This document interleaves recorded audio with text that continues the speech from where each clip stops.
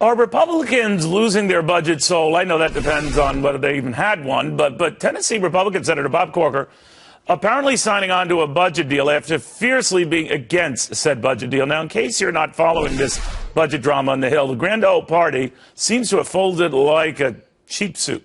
No more interested in cutting spending than I am in cutting carbohydrates, surprising as that may be. The difference with me not sticking to my diet is I just hurt myself.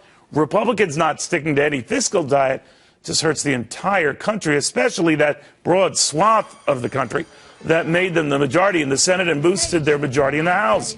And now these same folks who were said to be serious about slaying the spending beast are pulling these same old games, offering a 10-year plan that they say balances the budget, but actually increases spending in the first year.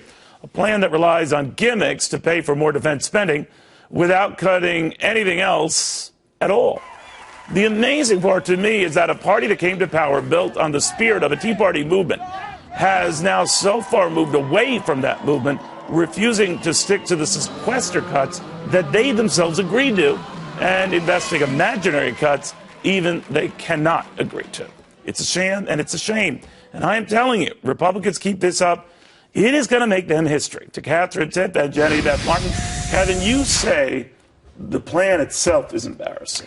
It's totally embarrassing, right? Conservatives are coming out saying we need to cut spending because of this, and there's going to have these real consequences, yet they're not doing any real things to address it. They're just playing these little games and move a little money here, move a little money here. I hate, by the way, that that's how our government works. Don't you hate that? That it's so hard Especially from to figure a party out what's that said going it wasn't going to do that. That said it wasn't going to do that. And it's founded on not being, the party that does that and shaming the other party for doing it. And now they're doing it. It's embarrassing. It's exactly what it is. Now, they all got along, and then by the end of today, we're reading from the same choir book. No, we're going to get this done, accept this bumpy start, but we'll get this done.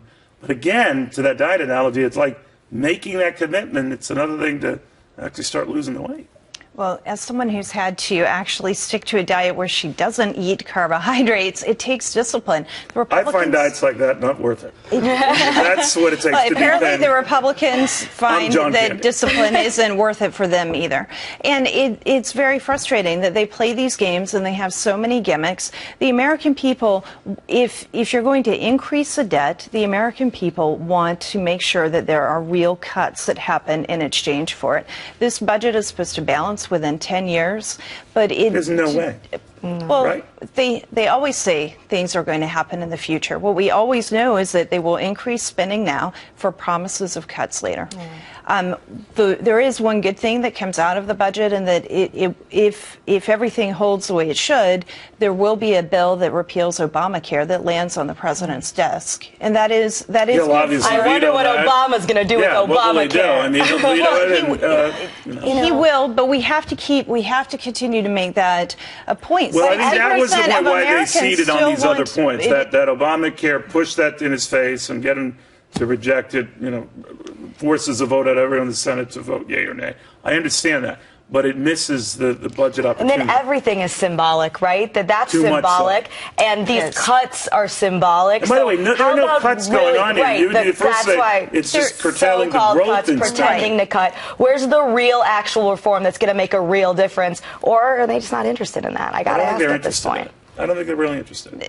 And you know that at Tea Party Patriots we support the penny plan, which actually would have a 1% cut in spending each year, and we'd have a balanced budget within 5 years. It's simple. And it's not draconian. No, it's simple. But you'd think that you were throwing grandma over the cliff, right? Ads like that come up from time to time. They did. But that was Harvey Korman. I'm convinced of it in a wig. Even though I know he's dead, I'm still convinced that was the case. Ladies, thank you very, very much. In the